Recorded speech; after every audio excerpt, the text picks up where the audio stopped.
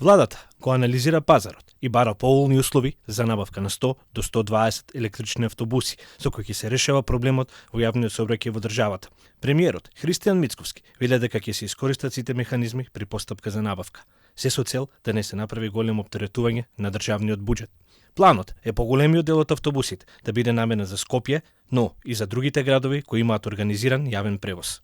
Очекувањата се новите електрични автобуси да видат во Македонија до следната летна или есенска сезона.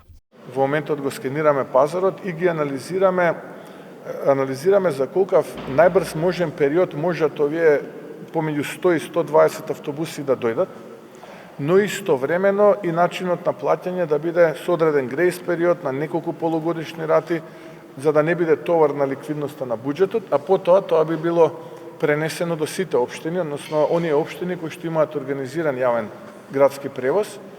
Нормално најголемиот дел би останале тука во Скопје, заедно со придружната инфраструктура, како што се полначи за тие електрични автобуси. Отприлика некаде пресметавме околу 50 ќе не бидат потребни. Со проблемот со недостиг на нафта на автобусите на ЈСП и тоталниот колапс на јавниот превоз во Скопје, Мицковски вели дека сега на потек е градската администрација, која е должна да обезбеди гориво и оти тие, како влада, која се грижи за граѓаните, веќе презеле мерки со кои моментално се надмина проблемот. Тоа претпоставам треба да размислува градот Скопје. Ние како влада, тоа што требаше направивме, излеговме во престе, дадовме 250.000 тони на заем.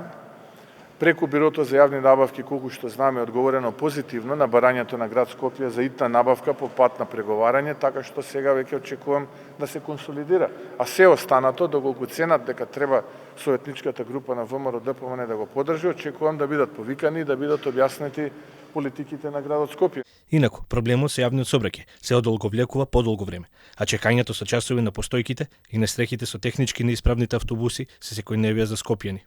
Граѓаните постојано апелираа и се жалеа за хаосот, а се бараше одговорност од градоначалничката Арсовска.